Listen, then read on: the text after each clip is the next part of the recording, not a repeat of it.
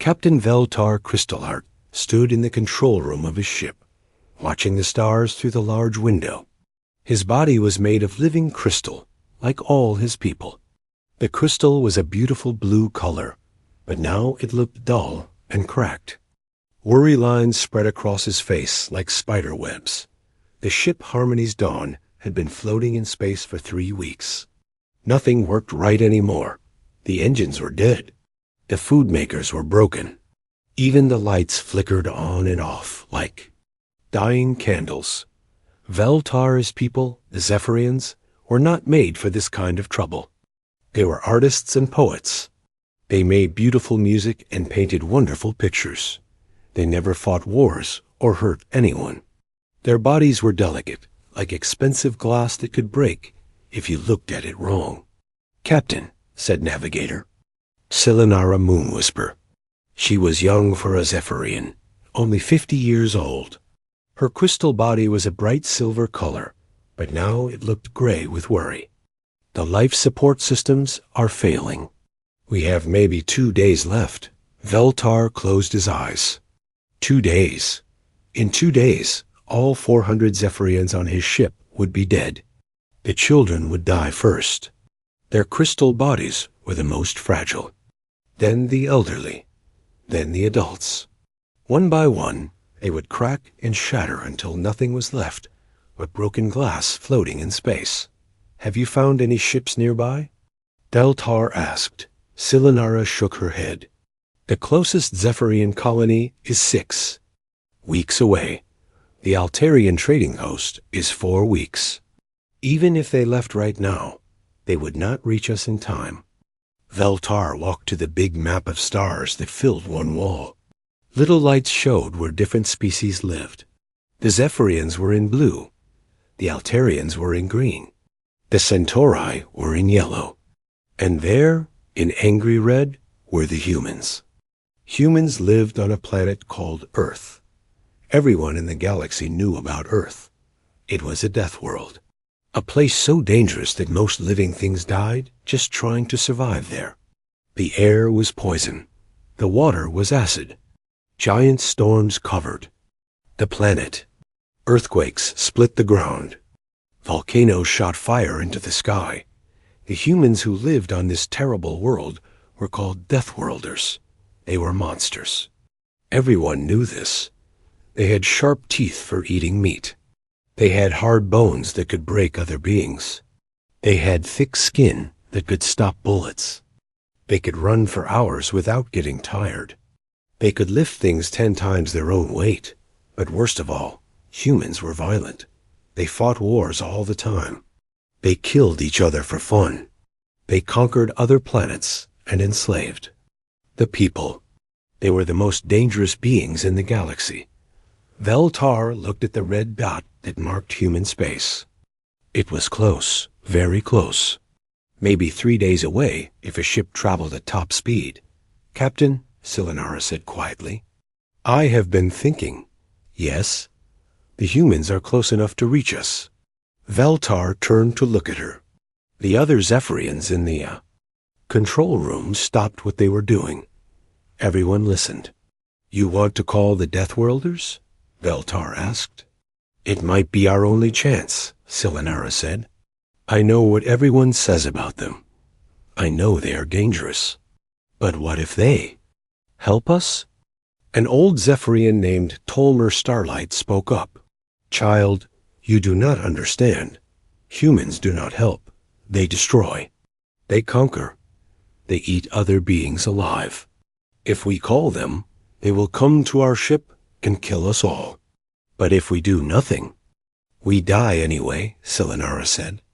"At least this way we have a chance." Veltar walked back to the window. Outside, space was black and cold and empty. No help was coming. No rescue ships were flying toward them. In 2 days, the Harmony's Dawn would become a tomb floating in the darkness. He thought about the children on his ship, little Zephyrians who had never seen their home world. They spent their days playing games and learning songs. They did not deserve to die because the adults were too scared to ask for help. "Captain," said the ship's communication officer, a female named Kyle Moonbeam. "If we are going to send a message, we must do it now. The communication array is failing too." Veltar made his decision. "Send a distress signal. Use the common galactic language. Tell them we are a civilian ship with engine failure. Tell them we have women and children aboard. Tell them we need immediate assistance. Should I mention that we are Zephyrians?" Kylara asked. "Yes, and should I mention that the message is going to humans?" Veltar was quiet for a long moment. "Yes, send it to human space. If they are truly monsters, we will die. If they are not, we might live. Either way, we will know the truth." Kylara's hands shook as she typed the message. Around the control room, other Zephyrians watched in silence. Some were praying, some were crying, some were holding their children close. The message was simple.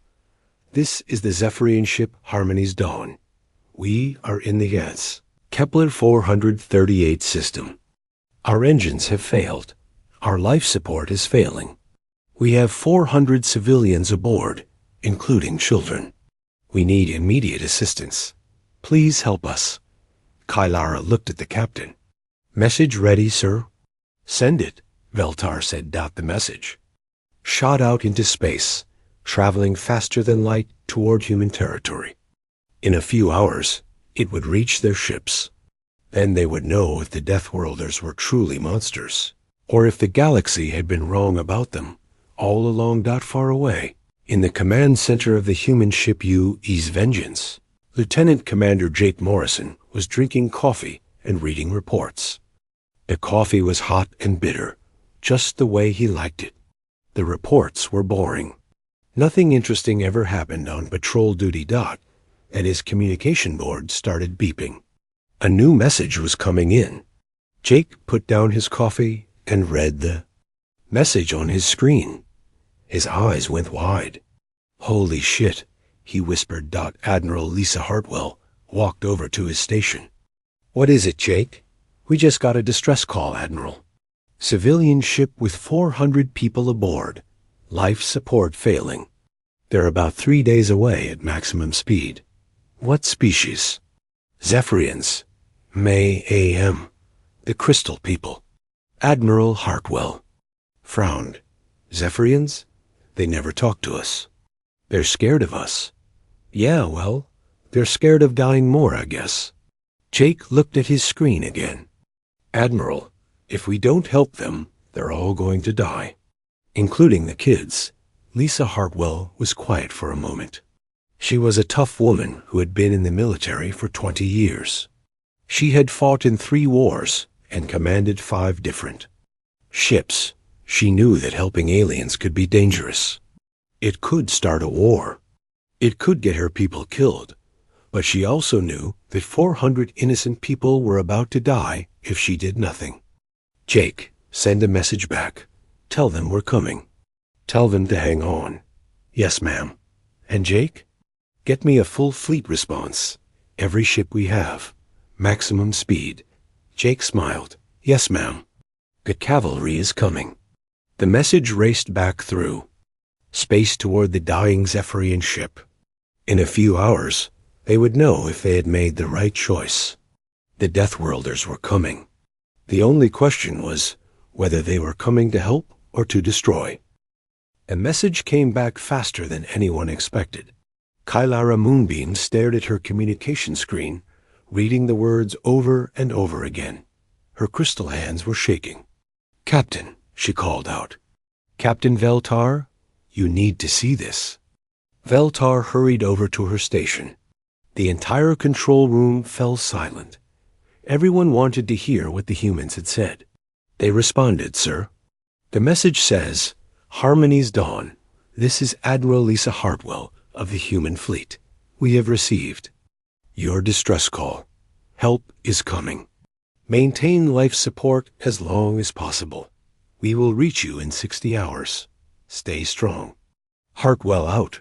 The control room was so quiet you could hear the ship's broken systems humming and clicking. Every Zephyrian was thinking the same thing. The Deathworlders were coming. Elder Zixmal Starweaver slowly walked into the control room. He was the oldest Zephyrian on the ship, almost 300 years old. His crystal body was a deep purple, color marked with the wisdom lines that came with age. Everyone respected him. When he spoke, people listened. "So," the elder said in his deep, slow voice, "we have called the monsters." "Elder," Selenara said, "maybe they are not monsters." "Maybe?" "The stories are wrong." The old Zephyrian looked at her with sad eyes. "Child, I have lived for 3 centuries. I have studied the histories of every species in the galaxy. The humans are not like us. They come from a world of death." He walked to the center of the room and began to speak. All the Zephyrians gathered around him, like children listening to a scary story. "Let me tell you about Earth," Elder Zixmal said. "It is a world where everything tries to kill everything else. The plants are poisonous. The animals eat each other alive. The weather can freeze you solid or burn you to ash. Even the tiny creatures in the water can kill you." The elder's voice grew darker. "On Earth, 99 out of every 100 species that ever lived are now dead, gone forever. Only the strongest, most violent creatures survived. And at the top of this pyramid of death sit the humans." A young Zephyrian named Polter Dewdrop asked, "But Elder, how do you know all this?" "Because, young one, we have been watching them. The whole galaxy has been watching them. When they first left their death world, we thought they would die in space. Space is cold and empty and dangerous. No creature from such a violent world could survive out here, we thought." The elder paused, looking at each face around him. "We were wrong." Meanwhile, aboard the U.E.C. Vengeance, the humans were preparing for the rescue mission. Dr. Ryan Clark sat in his laboratory, reading everything he could find about Zephyrian biology. The information was limited. The crystal people rarely talked to other species, especially not humans. "Fascinating," he said to himself, looking at pictures of Zephyrian anatomy. Their entire body structure is based on living crystal. No wonder they're so fragile. A strong vibration could probably shatter them. Chief Engineer Amy Foster walked into the lab. She was a tough woman with short black hair and arms covered in tattoos. She had fixed engines on 100 different ships and could repair almost anything. "Doc, what do you need for this rescue?" she asked. "Everything has to be gentle," Ryan said. "These beings are incredibly delicate. Our normal equipment could hurt them just by being too loud or too rough. How delicate are we talking?" Ryan showed her a medical scan. "Their bones are like glass.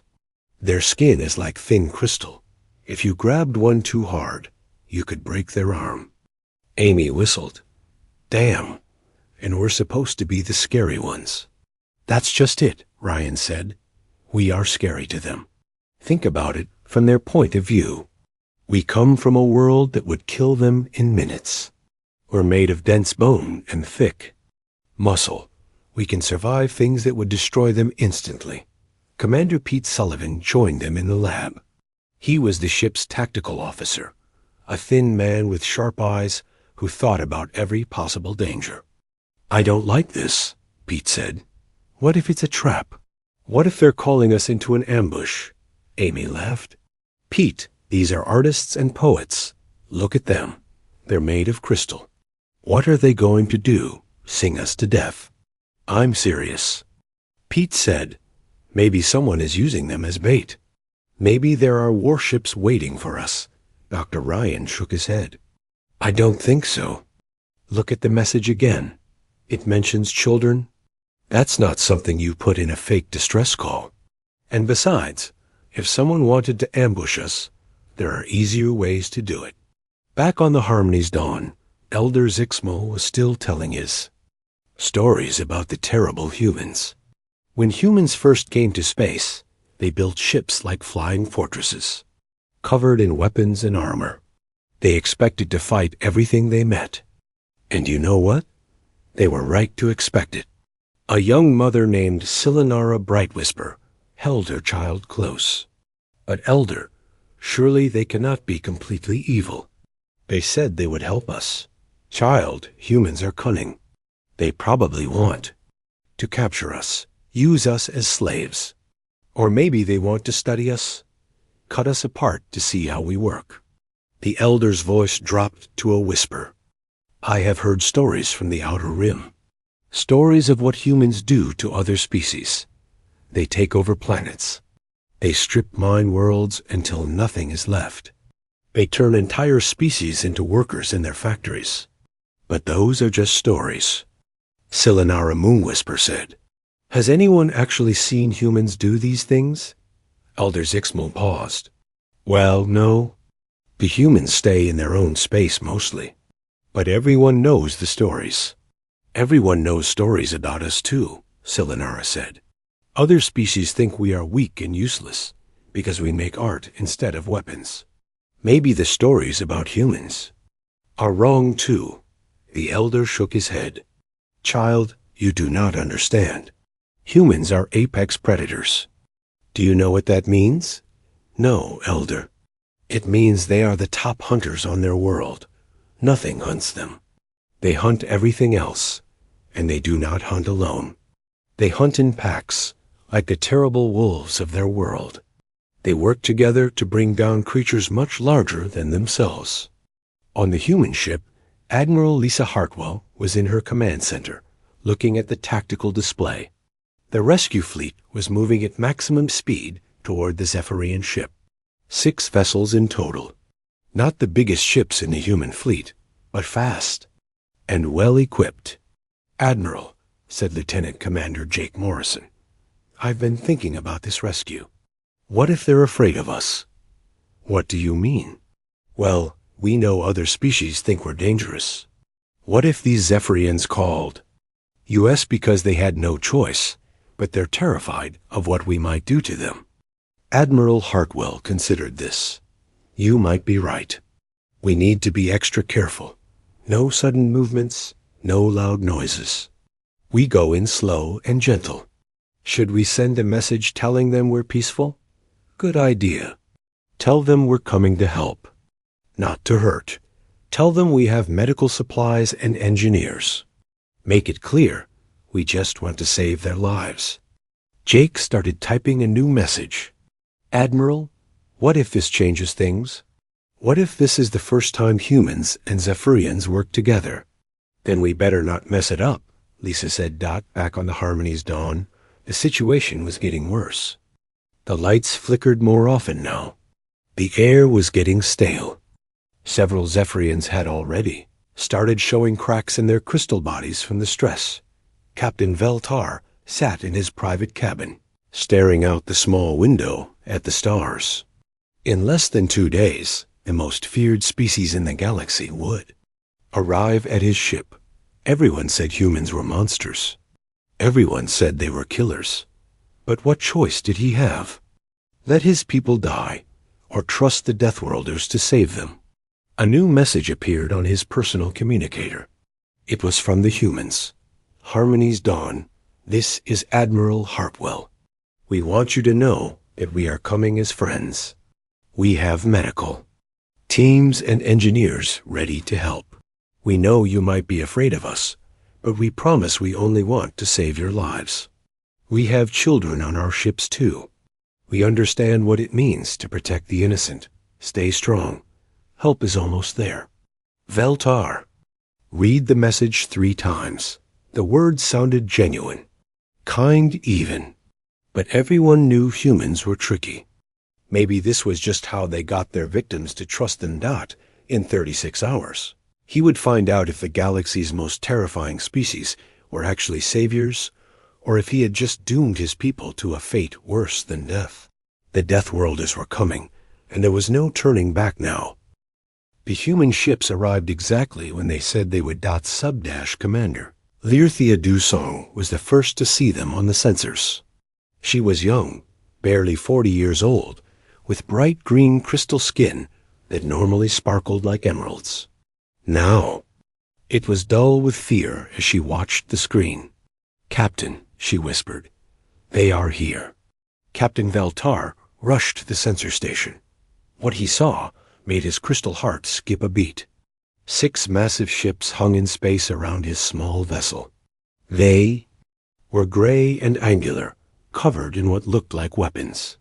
Each ship was 10 times bigger than the Harmony's Dawn. "Dear stars," breathed Navigator Silenara, "they are enormous." The ships formed a perfect circle around the Zephyrian vessel. It looked like a pack of wolves surrounding a wounded deer.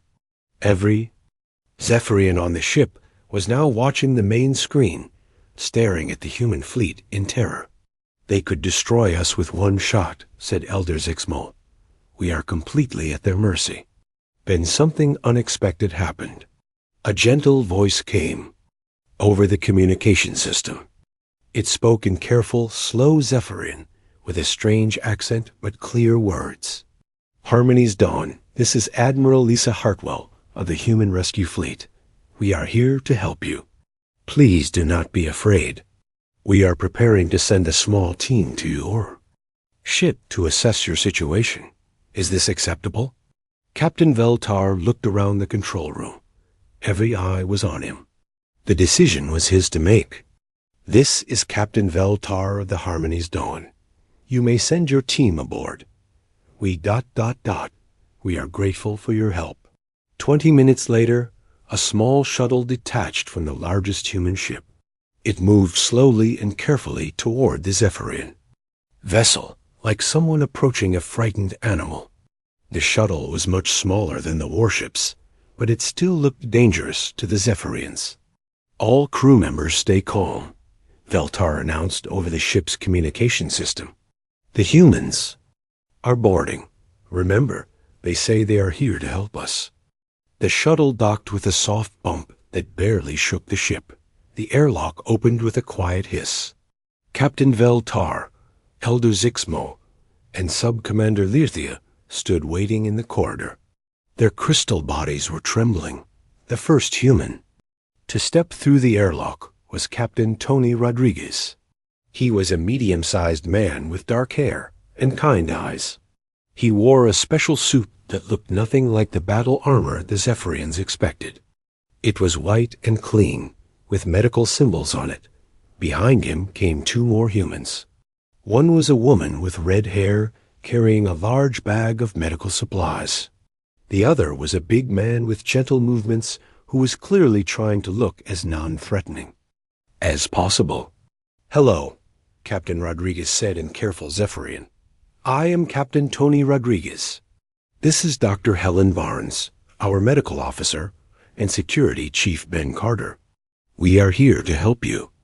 The 3 humans were much taller than the Zephyrians, but they immediately crouched down to be at eye level with the crystal beings.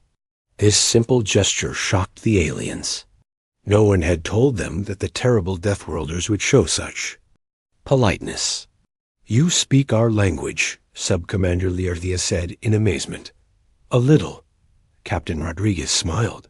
"We studied as much as we could on the way here. We wanted to make sure we could communicate with you properly." Dr. Helen Barnes stepped forward slowly, her hands visible and empty.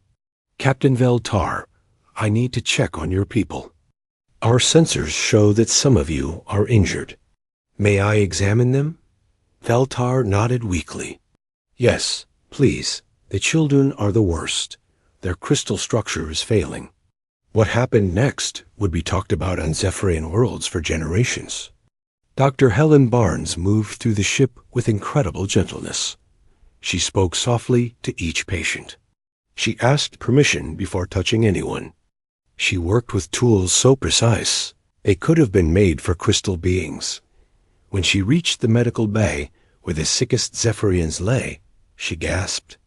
"Oh, you poor things," she whispered. "Don't worry. We're going to fix this." The human doctor worked for hours without stopping. She had brought special equipment designed for delicate alien physiology. She repaired cracks in crystal skin with a tool that looked like a tiny welding device. She gave medicine that strengthened the crystal structure of their bodies. But more than her skill, it was her manner that amazed the Zephyrians. This supposed monster from the death world treated each patient like they were her own family. She sang soft human songs to comfort frightened children. She held the hands of elderly Zephyrians who were afraid they were dying. Security Chief Ben Carter was just as surprising. Despite being armed with weapons that could level buildings, he spent his time making the Zephyrians feel safe. He helped elderly beings walk to the bathroom. He played simple games with children. He even learned a few Zephyrian nursery rhymes. "Why? Are you doing this?" Sub-Commander Learthia asked him. "Doing what?" Ben replied, looking confused. "Being so kind. Everyone says humans are violent and dangerous." Ben thought about this for a moment. "Well, I guess we can be dangerous when we need to be. But why would we hurt people who need help? That doesn't make any sense." Meanwhile, Captain Rodriguez was working with the ship's engineers to understand the engine problems.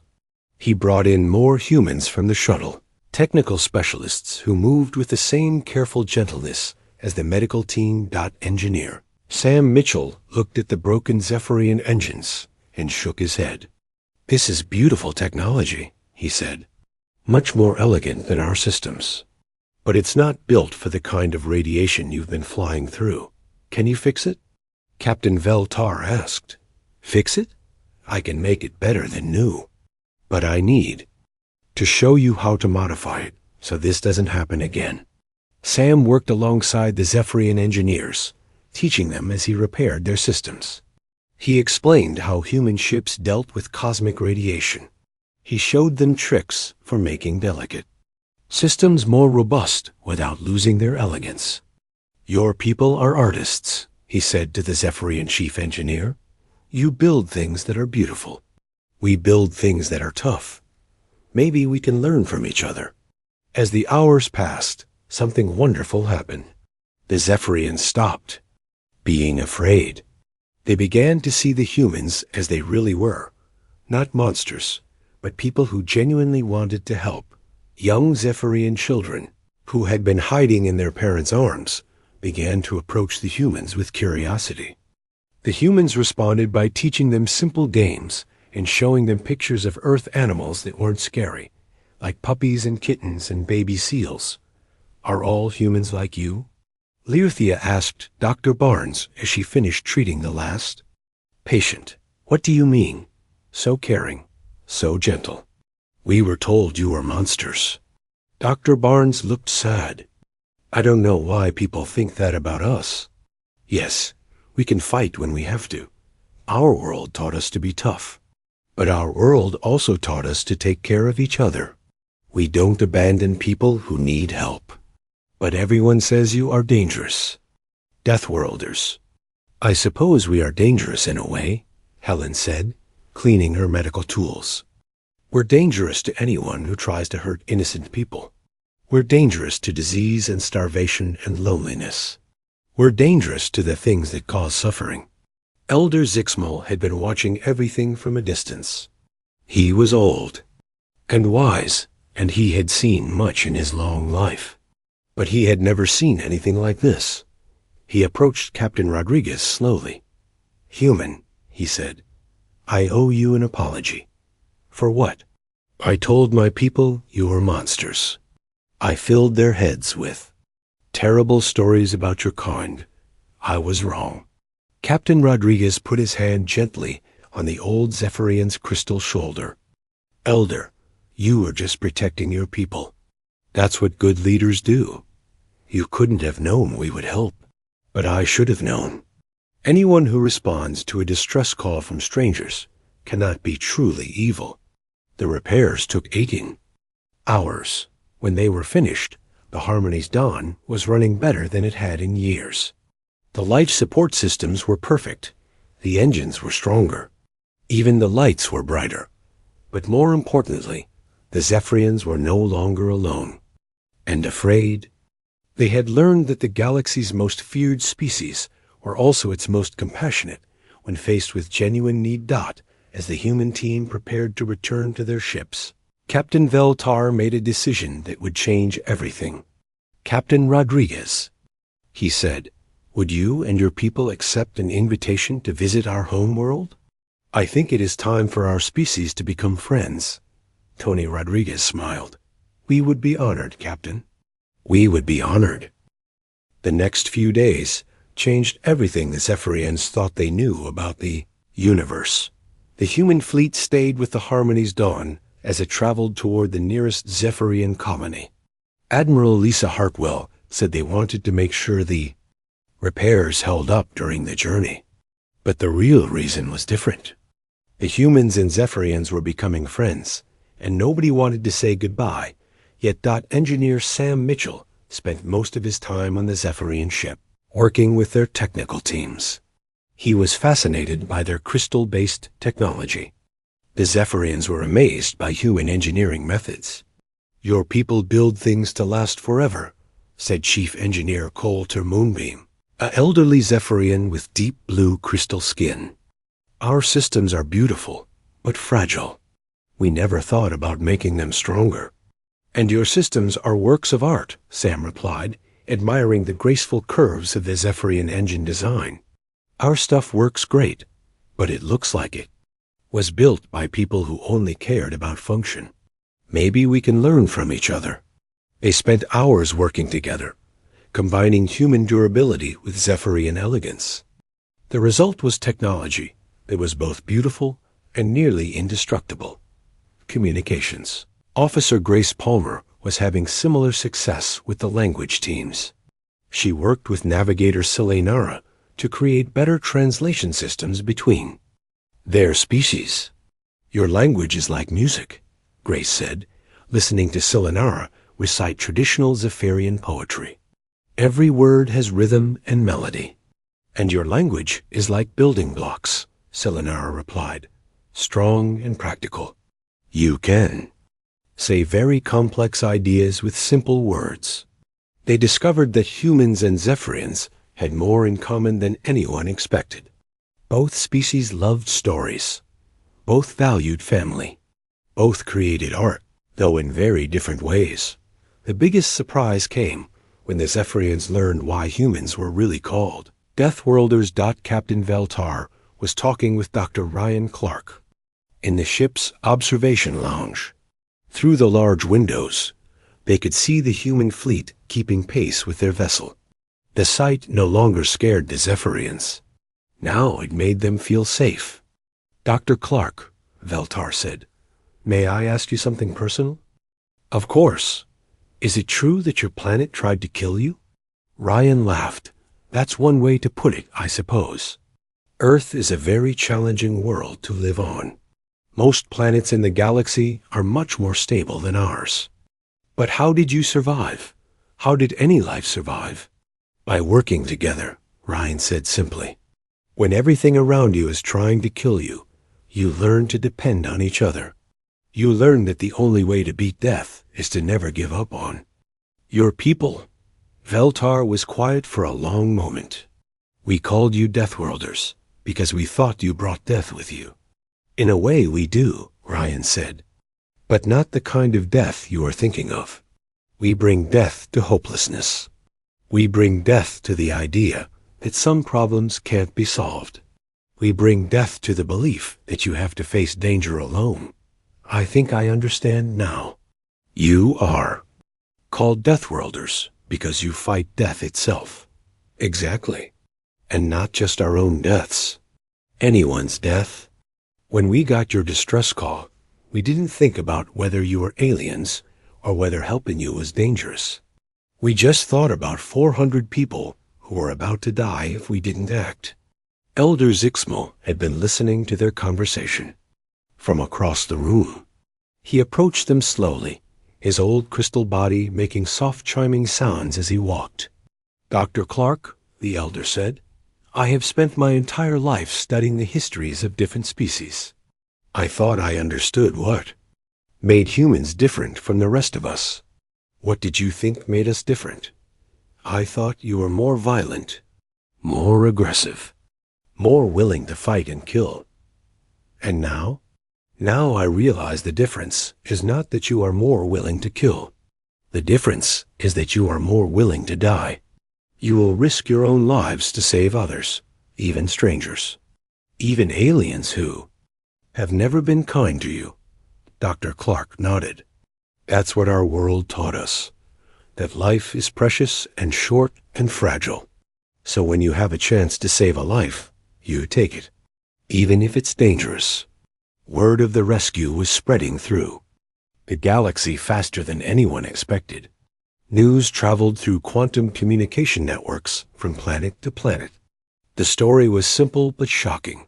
The terrifying Deathworlders had saved a ship full of innocent aliens, asking for nothing in return. On the bridge of the UEC Vengeance, Admiral Lisa Hartwell was reading messages from Earth Command. Admiral, Lieutenant Commander Jake Morrison said, "We're getting communications from all over the galaxy. Species that have never talked to us before are asking questions about what happened here." What kind of questions? They want to know if the stories are true. They want to know if we really helped the Zephyrians just because they needed help. Some of them are asking if we would help them too, if they were in trouble. Lisa smiled. And what are you telling them? The truth. That helping people in need is just what we do. Meanwhile, on the Harmony's dawn, the Zephyrian children had overcome their fear completely.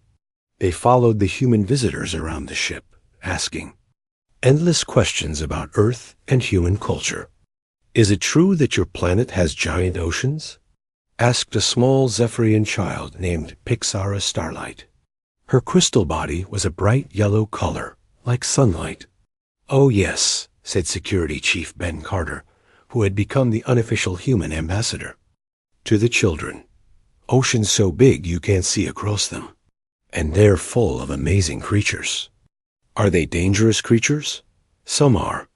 But most are just trying to live their lives, like everyone else. We learn to respect them, and they mostly leave us alone. "Could I visit your ocean someday?" Ben smiled. "I don't see why not." "I bet. There are a lot of humans who would love to meet a young Zephyrian." Dr. Helen Barnes was having similar conversations with the adult Zephyrians. They were fascinated by human medicine and by the idea of a species that had learned to heal by first learning to survive. "On our world," explained a Zephyrian medic named Silenara Dewdrop, "sickness is rare. Our crystal bodies are naturally resistant to most diseases. We never had to develop the kind of medical knowledge you humans have." "That's wonderful," Helen replied, "but it also means you weren't prepared when your bodies started failing in deep space. Our harsh world taught us to be ready for anything. Could you teach us? Could you help us become better healers? I would love to. And maybe you could teach us about crystal biology. I've never seen anything so beautiful and complex." The biggest change came in Captain Valtar himself. For weeks, he had carried the weight of his people's lives on his shoulders. He had made the desperate choice to call the Deathworlders, not knowing if he was saving his people or dooming them. Now he realized he had done something much more important than saving one ship. He had opened a door between two species that had been closed by fear and misunderstanding.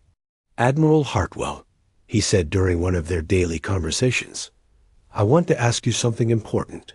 "Go ahead, Captain."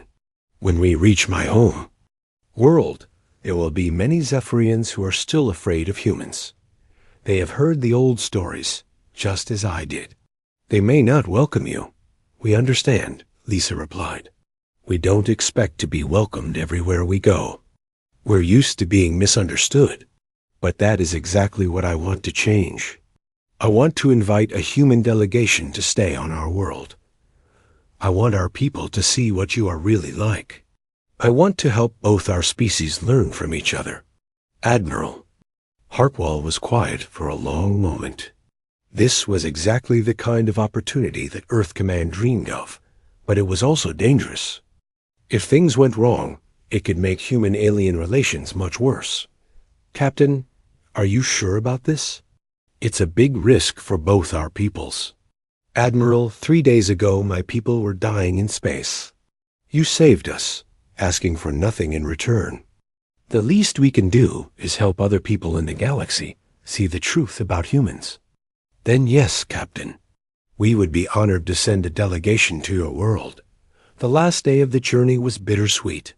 The humans and Zephyrians had become true friends, but soon they would have to say goodbye. The human fleet would return to their patrol duties, and the Zephyrians would go back to their normal lives.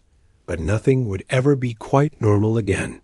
Sub-Commander Learthia Dusong found herself talking with Captain Tony Rodriguez on the observation deck. They had spent many hours together during the journey, and she had learned more about humans than any Zephyrian in history.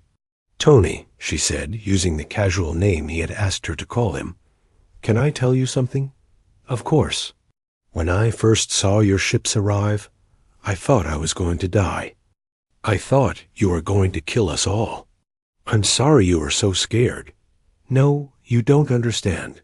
I'm glad I was scared. Because now I know that being afraid of something doesn't mean the thing is actually dangerous. It just means you don't understand it yet. Tony smiled. That's a very wise way to think about it. I want to learn more about your people. I want to help other Zephyrians understand that the stories were wrong. Will you help me do that? Learthia, I can't think of anything I'd rather do. As the Zephyrian colony world came into view, everyone gathered on the observation decks to watch their approach. The planet was beautiful, with crystal cities that sparkled like jewels in the sunlight. It's magnificent, whispered Dr. Ryan Clark. 6 months later, the galaxy was a different place. The story of the Harmony's Dawn rescue had spread to every inhabited world. At first, many species didn't believe it. The idea that humans would risk their lives to save aliens seemed impossible. But more and more evidence kept coming in. Other species began to test the humans. They sent distress calls to see what would happen.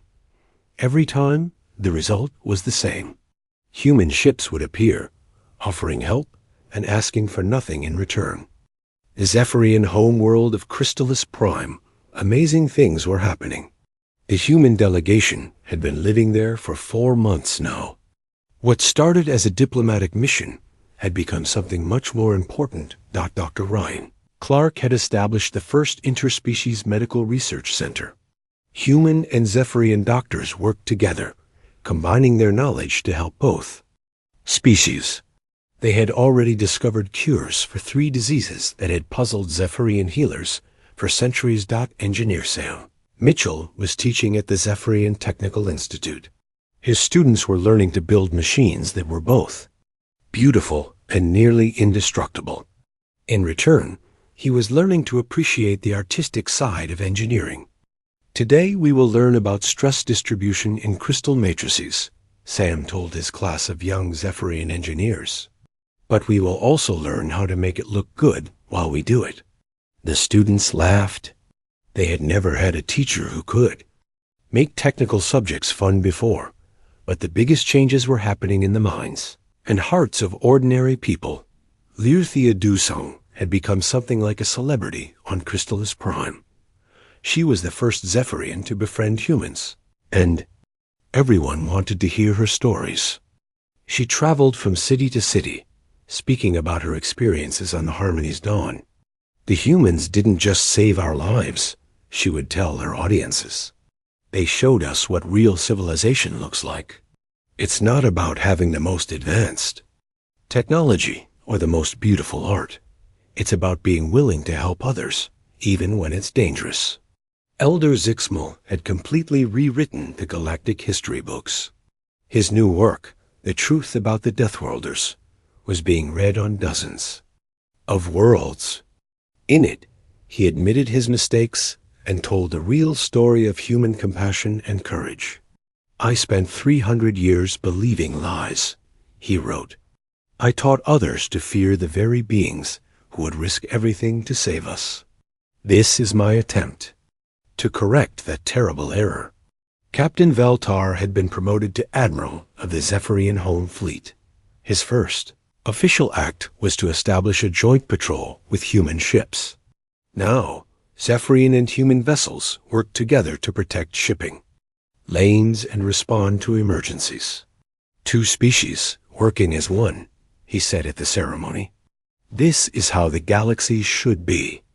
But the most important changes were happening far from Crystalis Prime, the Galactic Council, which had never invited humans to participate in interspecies politics, suddenly found itself receiving applications from dozens of worlds that wanted to establish diplomatic relations with Earth. The Altarian Trade Federation, which had previously refused to do business with humans, sent a delegation to Earth asking for trade agreements.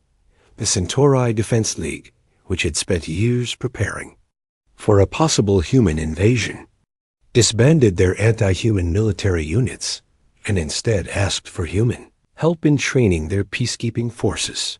Even the proud Andromedans, who considered themselves the most advanced species in the galaxy, sent scientists to study human engineering and medicine. On Earth, Admiral Lisa Hartwell was reading reports in her new office. She had been promoted to head of alien relations after the Zephyrian rescue. Her job was to coordinate humanity's growing relationships with other species. "Ma'am," said her aide, Lieutenant Colonel Mark Davis, "we have 17 new requests for assistance this week, mostly medical emergencies and technical problems. What's our response time looking like? The fleet is stretched pretty thin, but we're managing. No one has waited more than 48 hours for help." Lisa smiled. 6 months ago, humans were the most feared species in the galaxy. Now they were the most requested. It was a good problem to have. "Admiral," Mark continued, "we also received an interesting message from the Galactic Council. Let me guess. They want to talk. More than that. They're offering humanity a permanent seat on the Council. Full voting rights and everything." Lisa leaned back in her chair. A seat on the Galactic Council was something Earth had wanted for decades. Now it was being offered freely, as a thank you for what humans had done for other species. "Mark," sent a reply. "Tell them we're honored by the offer, but we have some conditions." "Conditions?" "We want the Zephyrians to get a seat too. And any other species that gets excluded just because they're small or weak. If we're going to be part of galactic government, we want it to represent everyone, not just the big powers." Back on Crystalis Prime, Captain Tony Rodriguez was preparing for a very special ceremony. Today marked 6 months since the rescue of the Harmony's dawn. The Zephyrians had declared it Friendship Day, a holiday to celebrate the bond between their species and humanity. The ceremony was taking place in the Grand Crystal Cathedral, the most beautiful building on the planet. Thousands of Zephyrians had gathered, along with the human delegation and representatives from dozens of other worlds. Captain Veltar stood at the podium, his crystal body gleaming in the colored light from the cathedral's windows. 6 months ago, he began, my people made a desperate choice. We called for help from the beings we feared most in the galaxy. We expected monsters. We found heroes. The audience was completely silent, hanging on every word. Today, I want to announce something that will change our world forever. The Zephyrian government has voted unanimously to offer citizenship to any human who wants to make Crystalis Prime their home. And Earth has extended the same offer to our people. Gasps echoed through the cathedral. This was unprecedented. No two species had ever offered each other full citizenship before. But more than that, Veltar continued, we are announcing the formation of the Mutual Defense Alliance. If anyone threatens human worlds, Zephyrian ships will defend them. If anyone threatens Zephyrian worlds, human ships will defend them. We are no longer two separate species. We are partners. The crowd erupted in cheers. Zephyrians and humans embraced. Representatives from other worlds began talking excitedly about joining the alliance themselves. Tony Rodriguez was asked to speak next. He walked to the podium slowly, still amazed by how his life had changed since that day when they received a desperate distress call. "When we first got your message," he said, "we didn't think about politics or alliances or galactic councils. We just thought about people who needed help. That's all we ever think about." He paused, looking out at the mixed crowd of humans and aliens. "But I want you all to know something. You didn't just save yourselves when you called us. You saved the galaxy from a terrible mistake. For too long, fear kept our species apart. Fear made us suspicious of each other. Fear made us weak." Tony's voice grew stronger. "But courage makes us strong. The courage to reach out to strangers. The courage to trust people who are different from us. The courage to risk everything to save others. That's what humans learned on our dangerous world. That's what you learned when you sent that distress call. And that's what the galaxy is learning now. We are not enemies divided by our differences.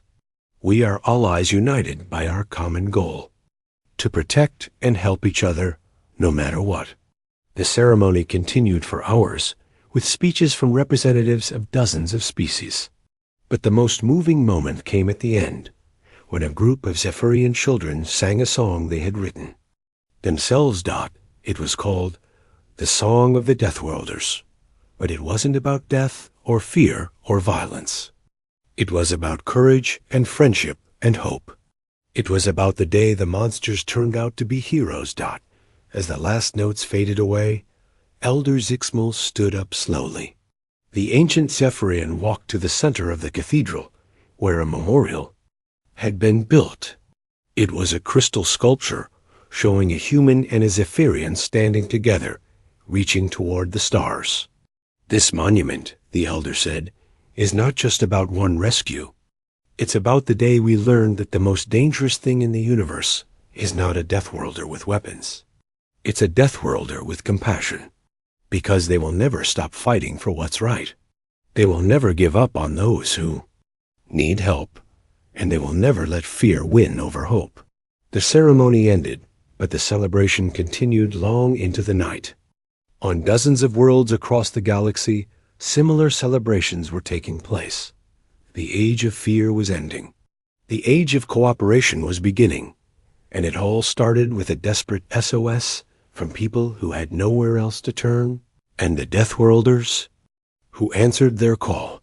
6 months later, when people asked about the rescue of the Harmony's Dawn, Captain Veltar would always say the same thing: "We called for help expecting monsters. Instead, we found the best friends our species ever had, and the galaxy has been a better place ever since." The Deathworlders had responded to the SOS. In doing so, they had taught the universe that true strength comes not from the power to destroy, but from the will to save others. And that lesson would echo through the stars for generations to come.